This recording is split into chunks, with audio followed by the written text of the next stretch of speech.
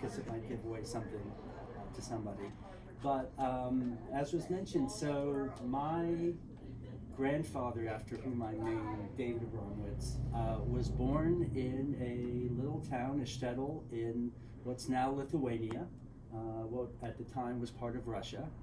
And in 1874, he was one of 9 siblings, which was not a big family at the time.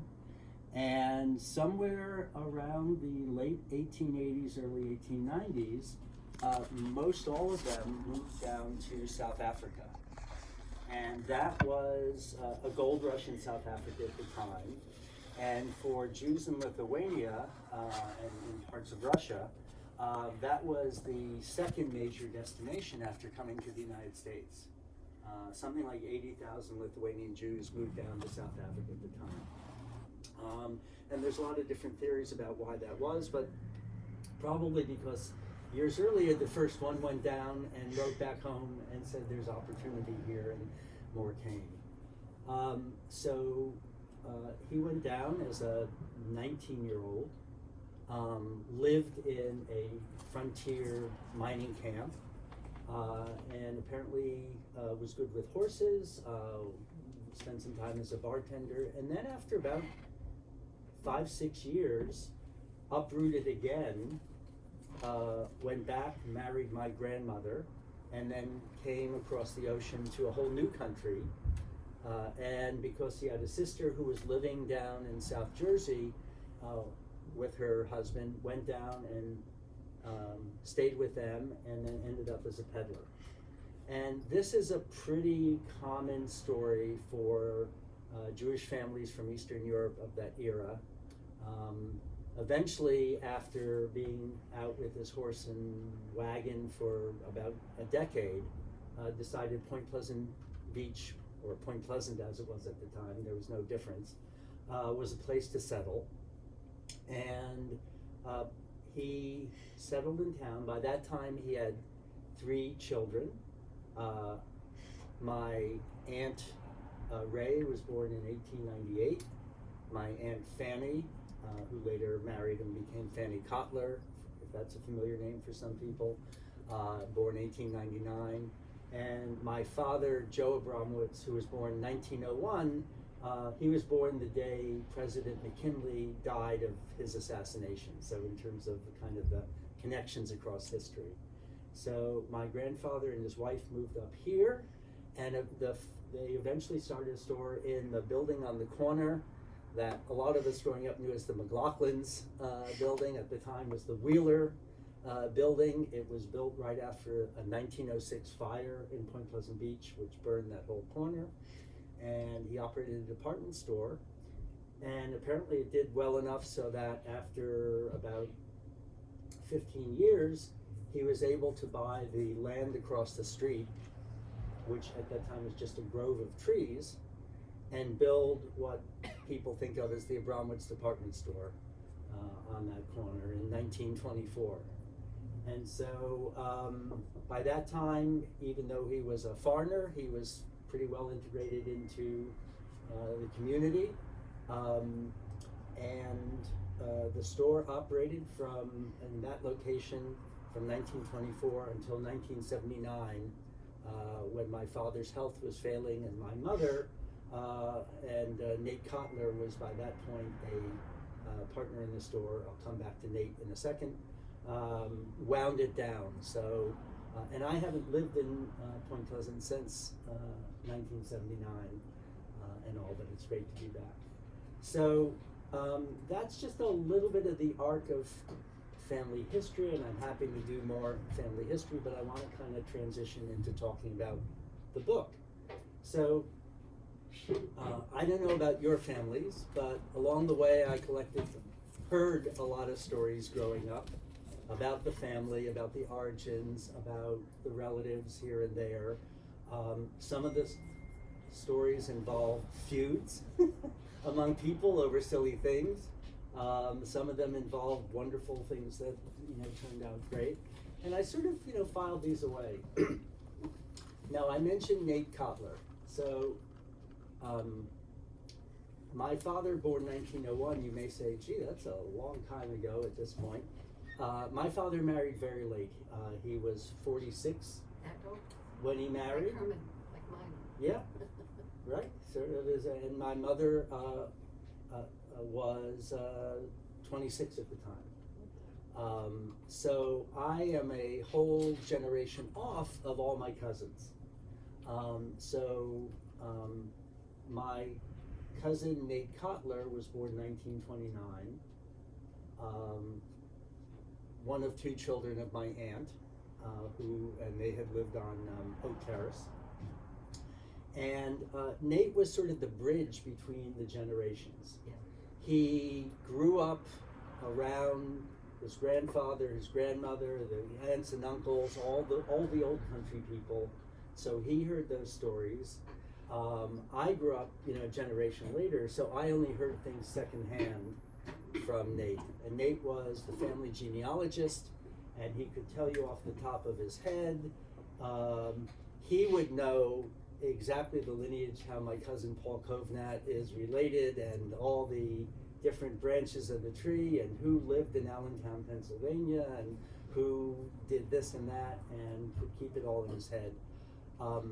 So growing up, I heard all this, and I won't say like most kids like me, it's like, it just sort of went over my head.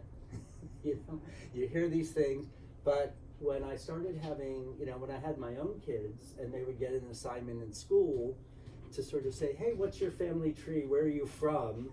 Then it got more interesting, so I would dig out the 8-page mimeographed genealogical family tree listing that Nate had done in 1955, and start looking through it. So over time, I became the family genealogist. And I collected what you do, a bunch of names and dates, and so was born here and this year, and they got married there, and they died then. And it was all sort of names and dates on a page. But as time went on, I got more interested in what was the character of someone who at age 19 could leave their home, have no clue what they were really getting into in this other country, traveled weeks by steamship and wagon into a completely foreign land, into a frontier area. Jews were not particularly welcome in that area. They had to make their own way. If you know anything a little bit about South African history, and you've heard of the Boer War, so the Boer, who are of sort of Dutch-German origin, dominated the central area where the diamond mines and the gold mines were, and the English were in the south, and they wanted to take over the Boer territory, so it was a battle zone half the time. Who has the chutzpah, the character, the strength to sort of do that, and then after a few years uproot themselves again and come to a new strange land and start over and end up being successful. And ultimately, Grandpa Dave not only was successful there, he bought other property around. He built the Beacon Beach bathhouses with a group of other investors. I don't really know the story there. He ran for town. Mary will have equal time. He ran for borough council in 1933 and won, and was on that for a while, and all. So he died before I was born, and so I'd heard all this as a kid, but over time, these stories were sort of kicking around in my head, and I was really just interested in kind of that, the personality that could do that, but also the fact that honestly, if you're that tough to go through all that, you've experienced some trauma. And people of that era, not everybody, a lot of people of that era, they didn't go to a psychiatrist for their trauma, they just passed it on in their family. And I could see ripples of it in my own family, quite honestly, of the impact of that, of somebody who was so domineering that they wanted to make sure that they kept in charge of things from the grave. And all that was kicking around. So along comes COVID lockdown, and I've had this idea of turning this into some sort of stories. And I have a child who is a comedy writer, and we talked about that. We quickly decided I needed an independent coach, not a member of the family. So I got connected up with a writing coach. I'd never written a novel before. And over the course of a couple of years, got all those stories down on paper, revised them, tried to make some sort of a narrative arc, and the end product is the FOXTAIL legacy. And I have to say over and over, it is a novel. Any resemblance to any person, living or dead, is purely a coincidence. It is a work of fiction. So people have come up to me and said, oh, I know this person's in the book and I recognize that person. And I really do have to say, I had a scaffolding of the story on which to hang, the plot. You don't write completely from, at least I couldn't write completely from nothing, but if a name in there resembles anybody's name by coincidence, I'm not trying to say that person actually represents that person.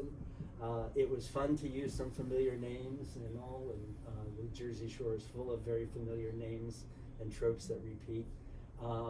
But I really, I had as a writer to try to break free of writing things and saying, well, my cousin would never have said that. Well, I'm not writing about my cousin.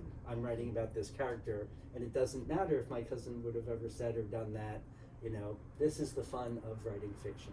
So let me stop there and see what questions and comments and things people have, or what historical facts they want to have. I wanted to know if your cousin Perry is still alive. Perry passed away about a dozen years ago now.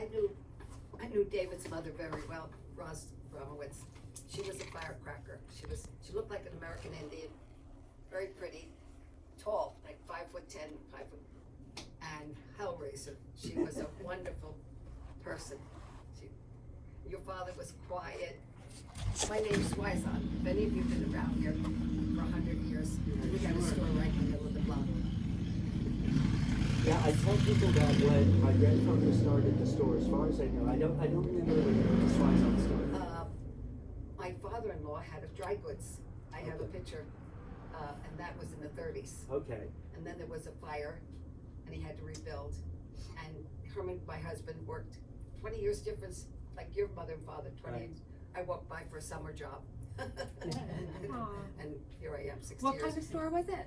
Pardon me? What kind of store was it? A ladies' apparel. Oh, wow. And this classy store it was. We had Villager, Ladybug. We had preppy stuff, they'd call it now. Yeah. Anyway, where was I? Oh, about your mother, your father. Yeah. Your father and mother. His father was such a quiet man, such a dignified man. He really was. Those are great descriptions. I like those words. Yeah, for a long time, the downtown department stores were Abromowitz, Winograd, Swizon, and Gottlieb. Gottlieb's. Yeah, and they carried on What for kind a of long store time. was Winograd's? That was a very good friend. Winograd's was right across the street from his father's. Clothing too. That was also clothing? Yeah. That was a department store also. Yeah. Competitors. Competitors, but people differentiated, and people had their favorites and all. Was there one fire? Pardon me? Was there one big fire? Because you mentioned Oh, the fire fire. was in the 30s. Same fire that you mentioned? No, the for the historical society people, the big fire was 1905 Okay. and 1906. No, there was a dry cleaner next door and something went on fire. Wow. And my husband was working in the post office at the time. He'd gotten out of college, he went to Temple. There was no jobs. And he went to the post office, and he would have been postmaster quickly. But his father got ill, and his mother he was a mama's boy. So she talked him into going to run the store. He stayed there forever. Yeah, that's right. But Abromowitz, they were the headquarters for brownies and Girl Scouts and Boy Scouts, everybody in the whole county The whole had to go to state, I came Abromowitz. from Deal, New Jersey to get them. Yeah, yeah. My daughters. Yeah, and that's still my claim to fame when I wander around and people talk about their scout uniforms they got there. Did you tell everybody you're an attorney? Well, they have to read the little bio. Okay. But yes, I live up in the Boston area, and my day job for the last 40 years has been as a real estate and affordable housing attorney. So some of the stuff in the book delves probably more into real estate machinations than a normal person would have put in there. Did you just say you're working with affordable housing? Yeah, that's my His mother used to specialty. say, he does too much pro bono work. She said it to me too, yes. She had that. Oh, that's nice. Um, Good family trait. I have one question just Sure. about the writing of the book. Yeah. Did you think about making it nonfiction and then thought it was easier to make it fiction because you had too many things to fill in, or what made you make it fiction instead of nonfiction? Good question.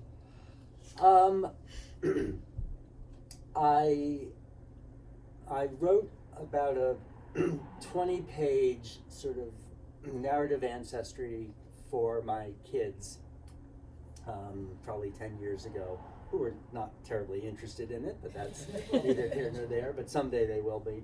But I wanted to make it fiction because I wanted the license to explore those issues of family dynamics, of interactions, of sort of how people, in the book, there are some small incidents that turn into big feuds and all, which I don't know about anybody else's family. I'm sure nobody else has ever experienced that. When you ask, Uncle so-and-so why he doesn't talk to his cousin, and he said, for 30 years, I don't even remember, kind of thing. But I thought that was more interesting to me than having to stick to factual stuff. And the other thing was, my grandfather did not keep a diary. He didn't have, transcripts of anything. He wrote a lot of letters. So I have a bunch of letters he wrote that's to nice. everybody under the sun. That he, I think, dictated to my father. I think my father was really as much his secretary as anything else. But, so I didn't really know a lot of what he actually was going on in his head or what he said and did. So since I was going to fill in the blanks, I figured I'd fill them in my way. Yeah. I know the rest of them don't want to know, but what happened with your aunt and uncle from Matasquan? Some family genealogy. My mother was one of 4 sisters. She grew up in the Bronx, and she's the second oldest, and the third oldest was Irene Bregman. Their maiden name was Samatin, but she was Irene Bregman, and they lived in Matasquan. Her husband was a doctor. And they eventually moved down to Florida decades ago. And my uncle lived to be like 103. And my aunt probably lived to be 90. And the kids your age, right? And they also had 3 kids, 2 boys and a girl. And the girl who's closer to my age, Betty, passed away. And the 2 brothers who are both doctors are still living in Florida. Because she was into acting and stuff, right? Or music. She was very much, and Oh, then right, I forgot that, Belle. Betty Bell Bregman. Right. Yes. And then she actually, this is a digression, but she essentially kind of invented like Tinder before there was a technology for it. She did a singles date line by having people in New York in like early 1980 call up and leave messages, and you would pay Betty and you get to record a message like, "Hi, I'm bachelor number 6 and I like long walks in the rain." And somebody wanted to date bachelor number 6, they would call bachelor number 6. She was way ahead of her time. Yes. matchmaking. Yeah. So it was fun to write. It took a long time, and you know, I had no experience writing fiction, and I had to kind of relearn a whole vocabulary. I mean, maybe some of the legal stuff I've written is kind of fictional, but I had to learn a whole new, you know, vocabulary and style. Yeah. You said you worked with a writing coach. So at what point did you decide it would be a good idea to work with a writing coach, and then a little bit about what that experience was like? Sure. Well, right off the bat, I realized that I didn't really know how you go about it. You know, should I outline it? You know, a whole bunch of stuff like I just didn't know. So the child who's a comedy writer recommended a friend in Chicago. They're a group of 3 writers who do this type of stuff. And so I got in touch with her. We worked by Zoom, and it was great. She had a really positive style, but she would find a way to let me know what I needed to work on. So about the 4th or 5th session, she said, just get everything down on paper. You know, you have things in your head, just get it down on paper. Don't worry if the dialogue's right. Don't worry if the vocabulary's right. Just get it out, get as much out as possible. And you can always, that's what editing is for. And about the 4th session, she said, oh, I really like this character. I really like that character. She said, I'm going to send you some excerpts from writers who do really good dialogue. I said, okay, I guess I got to work on the dialogue to get that right. And it was really helpful. I mean, I read a lot, but I had never really thought about what's the difference between writing a good natural dialogue and what sounds stilted or unnatural. And so she had me, so that type of work and stuff. And then when I had a full manuscript, she then turned me over to one of her colleagues who's what's called a developmental editor. And what he did was he had read it cold. He'd never seen any of it, didn't know what was going on, had no background about it. And then he wrote me a 12-page memo saying, I see the following 7 themes in your story. I see these 4 as stronger than those. I see these characters as fitting with. He gave me like stuff I didn't realize I was doing, and I said, oh, you know, 4 of those themes I was conscious I was trying to get to, and the other 3, gee, I hadn't really thought about that, but you're right, that's in there, and you know, and help me. There was a scene that my wife believes was about her in there that he convinced me to cut out. so she's a little mad at him. Sure. But I promised her if there's ever another book, I'll work her back in, because I had like too many characters. Will there be another book? Right now, what I'm saying is I'm having fun doing this. I'm seeing old friends and relatives around. I don't have an obvious next subject that I want to write about, but a few themes are kicking around to do that. So yes. So it's a definite maybe, Don. Yeah. Did you then, after you were finished with the writing coaches, did you get an agent, or was it self? So published, or what? has anyone tried to write a novel or have a friend who did? So the standard thing that people do if they're early in their career is there are websites where you can look up agents. So then you have to look up a bunch of agents. Who's interested? Well, what genre am I in? So I have to look up who's interested in historical fiction or who's interested in family sagas and all. So then you send off, you have to create a standard cover letter, and you send off 75, 100 of those, and nobody answers you. Or 2 months later, somebody says, I like your first chapter, but this is not the type of thing we're looking for. And if you're lucky, 1 in 100 will say, send me the whole manuscript. And then they are busy, so they sit on it for 3 months. And then after 3 months, they say, I think I'd like to see more of this, but could you rewrite the ending and get rid of these 3 characters? So then you spend, 6 months doing that, you send it to them, and finally they say, I'll seek out a publisher. And if you're lucky, a publisher says, oh, I like this, but my in-house editor wants you to rewrite the ending and all, and it's like 2.5 years later, and then if it's as likely you're going to get published as you're going to win the lottery. So I started down that path, and I pretty quickly said to my developmental editor, if I were, 26 and not 66, this would be fun and I would build my career, but I can't wait for this. The other end of the spectrum is you self-publish, which is you just upload it to Amazon and see if anybody notices.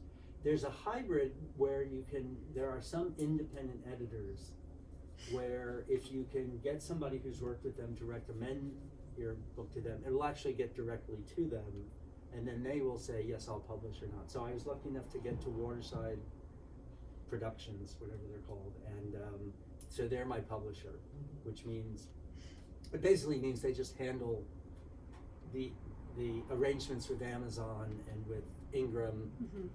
You get your books through Ingram. Yeah. They handle all that because I didn't have to figure that out. And I can honestly say, yes, I've been published. But it was really eye-opening, and even friends who've gotten a more traditional publisher say, unless you're already a big name, they don't invest anything in promoting it. You're doing the same amount of work to promote it anyway, so yeah, that's true. Yeah. So so I'm like getting in touch with synagogues and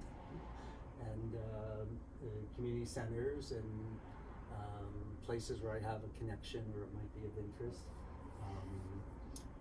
I did a Zoom book talk for Temple Beth Orr a couple of weeks ago. I heard about it. And also I was there. So if anybody has another community that likes books with these themes, I'm happy to come. Not fly around all over, but a lot of these can be done. Our temple has a book club, I'll mention it. Yeah, people like that. It seems to me that the history of this area was, there was a lot of Jewish people in the area. I don't live here, I'm from Freehold, but the stores here, it doesn't seem like that's the case anymore. I was actually gonna ask the same question. Yeah, when did that change happen? Because I can't even think of where there's a temple close by. So there were never that many. Yeah, Oh, okay.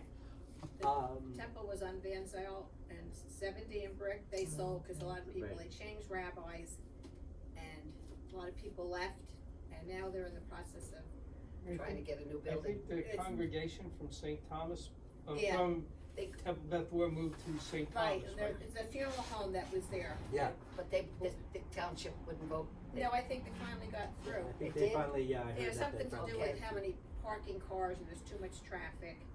Gotta And- tell you a wonderful story about St. Thomas, his church in Bricktown.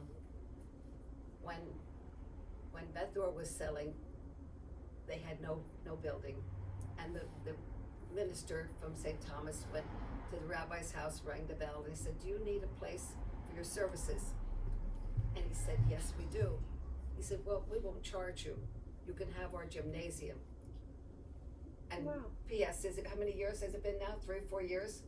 Yeah, I think they. They're still there. Oh. Yeah. And of course they pay him, but that was the nicest thing I've ever heard in my life. Aw, He said, he opened it up. yeah.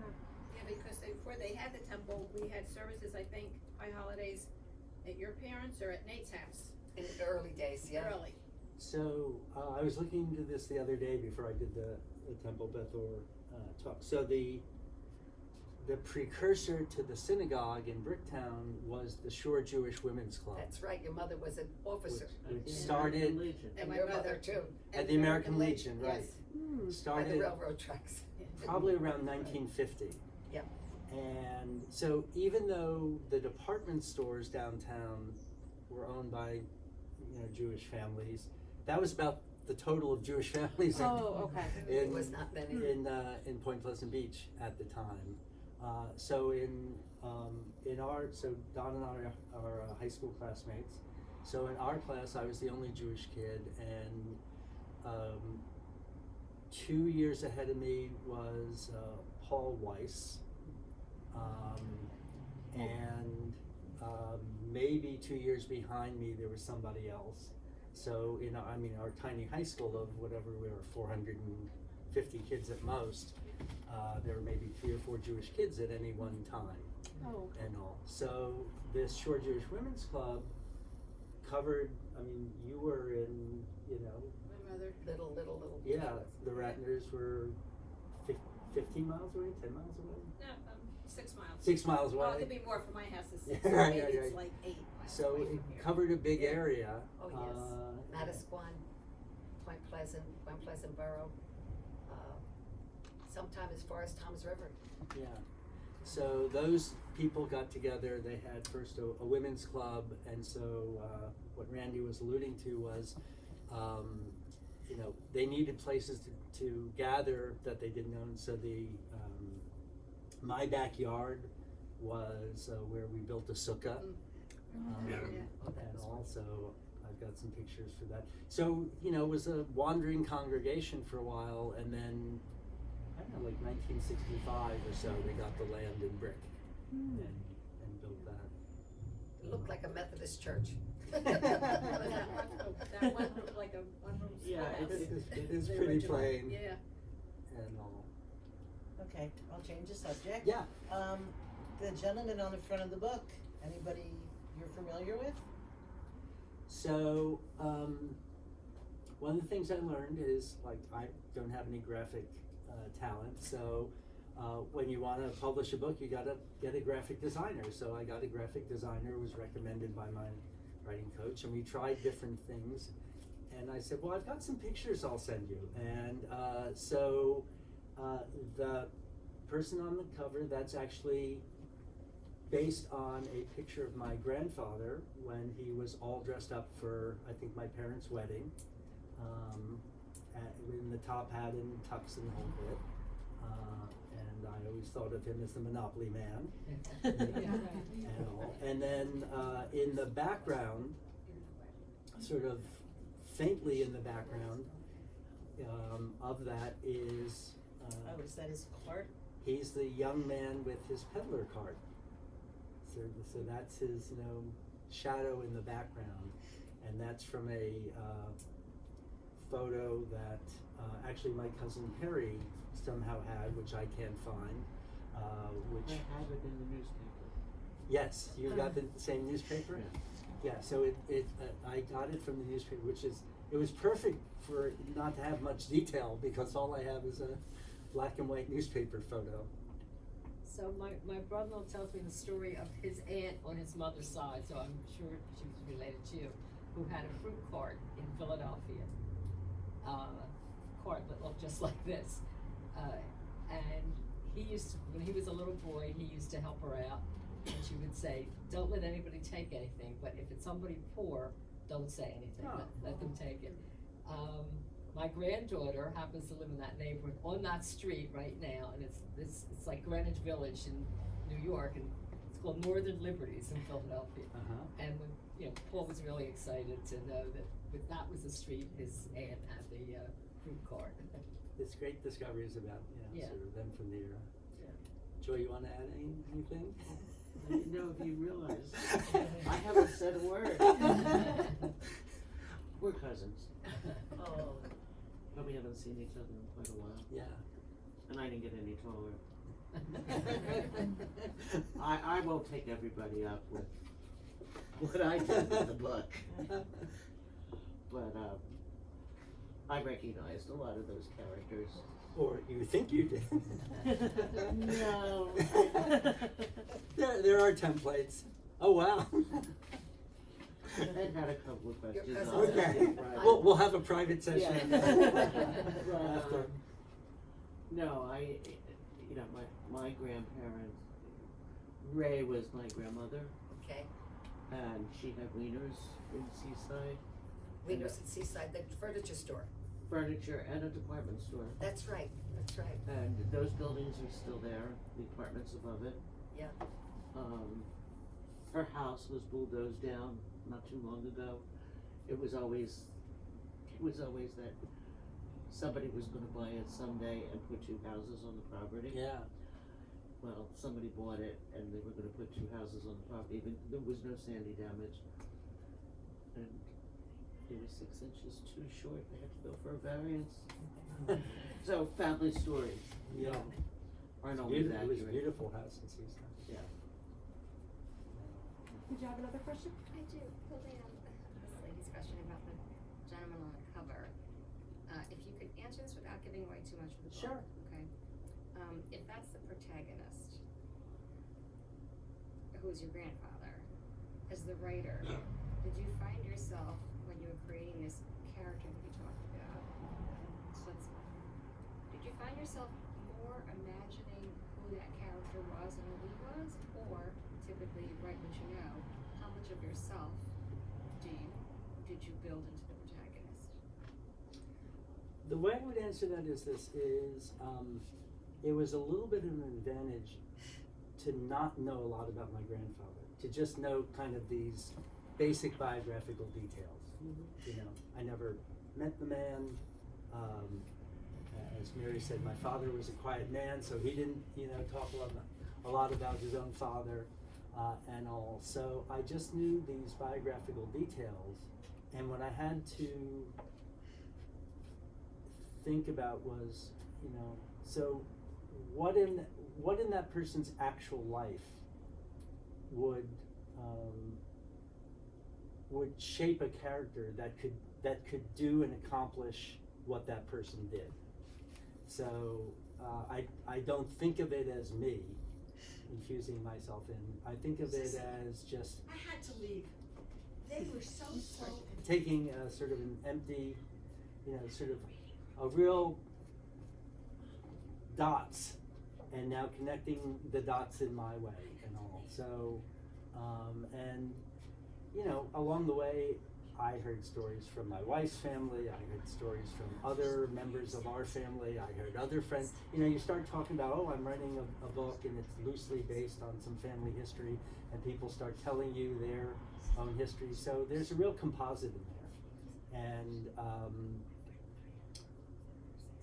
most of that stuff did not happen, as far as I know. As far as you know, yeah. As far as I Fun. know. So. Well, back The then, characters are people real. Back then, people didn't talk about things. No, They didn't share things. They didn't wear their heart on their sleeve, you're right. so to speak.